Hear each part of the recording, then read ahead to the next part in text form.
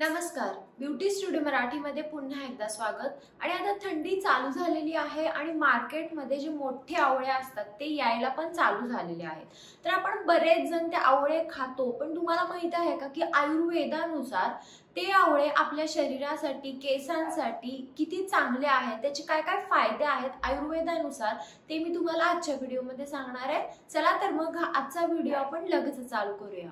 आवळामध्ये carbohydrate, protein, fat, fibre, vitamin C, vitamin A, calcium, iron, phosphorus हे सगळे minerals असतात। तुम्हाला जर सारखी सर्दी, खोकला, ताप येत असेल, तुमची इम्युनिटी कमी असेल, तर तुम्ही जर रोज आवळा खाल्ला तर त्याच्यामध्ये विटॅमिन सी असतं, जेणेकरून तुमची जी इम्युनिटी असेल ती चांगली होईल। आवळाने पचनशक्ती वाढते, गट हेल्थ चांगली राहते आणि डायजेशन पण चांगलं होतं। आवळाने कोलाजन प्रोडक्शन वाढतं, त्यामुळे स्किन चांगली राहते, स्किनवर रिंकल्स कमी येतात, ओव्हरऑल स्किन एकदम प्लम्प, हायड्रेटेड दिसते। जर तुम्ही रोज एक आठवडा आवळा घेऊन बघितला ना, तर तुमच्या स्किनचा डिफरन्स तुम्हाला समजेल। म्हणजे आजकाल मार्केटमध्ये जेवढे पण स्किनसाठी जे विटॅमिन्स, मिनरल्सचे कॅप्सूल असतात त्याच्यामध्ये ना आवळा पावडर ही असतेच, कारण आवळ्याने कोलाजन बूस्ट होतो आणि आवळ्यासारखं बेस्ट ना आपल्या स्किनसाठी काहीच नाहीये। आवळ्याने आपल्या केसांची हेल्थ पण चांगली राहते। तुम्हाला जर कोणते केसांचे प्रॉब्लेम असतील, म्हणजे केस जर लवकर पांढरे होतात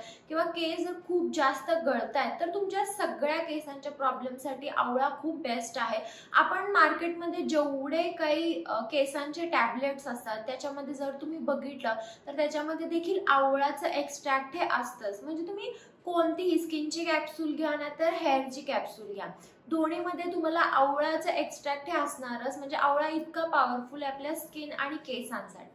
बॅड कोलेस्ट्रॉल कमी होतं आणि गुड कोलेस्ट्रॉल वाढतं, याने आपल्या हार्टची हेल्थ पण चांगली राहते। तुम्ही जर वेट लॉस करत असाल तर तुमचं मेटाबॉलिझम पण बूस्ट होतं, बॉडी डिटॉक्स होते आणि तुमचं फॅट जे असेल ते लवकर बर्न होईल। डोळ्यासाठी पण आवळा चांगला असतो, ब्लड शुगर लेवल पण रेग्युलेट होतात आणि बॉडीमध्ये इन्फ्लमेशन असेल तर ते देखील कमी होते। तर हे सगळे आहेत आवळाचे फायदे आयुर्वेदानुसार। तुम्ही थंडीमध्ये किंवा कोणत्याही सीझनमध्ये आवळा कसा घेता, तुम्ही आवळा खाता का, आवळा पावडर, आवळा ज्यूस हे खाता का नाही, मला कमेंट बॉक्समध्ये नक्की सांगा। आणि हा व्हिडिओ जर आवडला असेल तर व्हिडिओला लाईक करा, शेअर करा आणि चॅनलला सबस्क्राईब करायला विसरू नका। चला तर मग आपण लवकरच भेटूया एका नवीन व्हिडिओमध्ये, तोपर्यंत काळजी घ्या, बाय।